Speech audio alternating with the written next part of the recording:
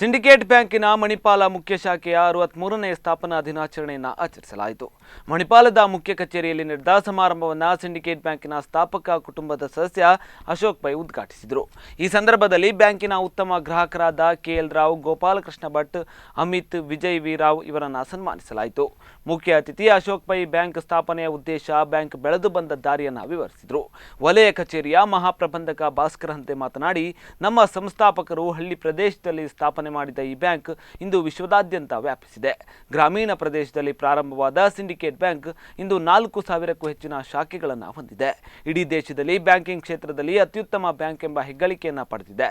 ಇಂತಹ ಬ್ಯಾಂಕಿನ ಸದಸ್ಯ ಎನ್ನಲು ನಮಗೆ ಹೆಮ್ಮೆ ಇದೆ ಎಂದರು. ಈ ಸಂದರ್ಭದಲ್ಲಿ ಬ್ಯಾಂಕಿನ ಸಂಸ್ಥಾಪಕರಾದ ಪುತ್ರರಾದ ಅಶೋಕ್ ಪೈ ಅವರನ್ನು ಗೌರವಿಸಲಾಯಿತು. ಕಾರ್ಯಕ್ರಮದಲ್ಲಿ ನೋಂದಾಯಿತ ಕಚೇರಿಯ ಪ್ರಧಾನ ವ್ಯವಸ್ಥಾಪಕರಾದ ಎಸ್ ಹೆಗಡೆ, ಗಿರಿಧರ್, ಪ್ರಾದೇಶಿಕ ಕಚೇರಿಯ ಪ್ರಬಂಧಕಿ ಸುಜಾತ ಮತ್ತಿತರರು ಕಾರ್ಯಕ್ರಮದಲ್ಲಿ ಉಪಸ್ಥಿತರಿದ್ದರು.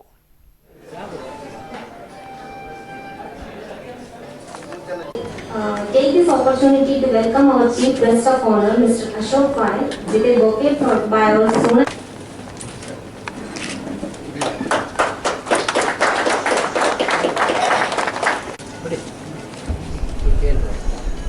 So we also have with us Mr. KL Rao sir. I request our GM.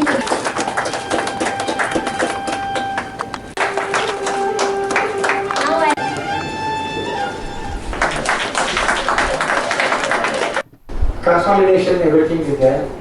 Of course, we can only pray God that Syndicate Bank's name or something, the culture will continue. But the bank should be having a permanent life, because whichever bank comes, Syndicate branch is having its own building. In Manipal, you can't get any own building for the bank. So this branch will be having permanent life. ಒಂದು ಹಳ್ಳಿಯಲ್ಲಿ ಶುರುವಾದಂತಹ ಈ bank ಪ್ರಪ್ರಥಮ ಶಾಖೆ ಬ್ರಹ್ಮಾವರದಲ್ಲಿ, 2ನೇ ಶಾಖೆ ಕುಮಟಾದಲ್ಲಿ, 3ನೇ ಶಾಖೆ ಕೇರಳದ ಪಯ್ಯನ್ನೂರಿನಲ್ಲಿ ಪ್ರಾರಂಭ ಮಾಡಿ, ಆ ನಂತರ ಡಾಕ್ಟರ್ TMA ಪೈ ಆಗಲಿ ಅಥವಾ UA ಪೈ ಆಗಲಿ ಅಥವಾ ವಾಮನ್ ಅವರಾಗಲಿ ಹಿಂದೆ ನೋಡಲೇ ಇಲ್ಲ. ಮುಂದಿನ ಹೆಜ್ಜೆ ಇಟ್ಟು ಈ ಒಂದು ಹಳ್ಳಿಯಲ್ಲಿ ಬೆಳೆದಂತಹ ಒಂದು ಹುಟ್ಟಿ ಬೆಳೆದಂತಹ ಬ್ಯಾಂಕನ್ನು ಇವತ್ತು ನಮ್ಮ ದೇಶದಲ್ಲಿ ಪ್ರಮುಖ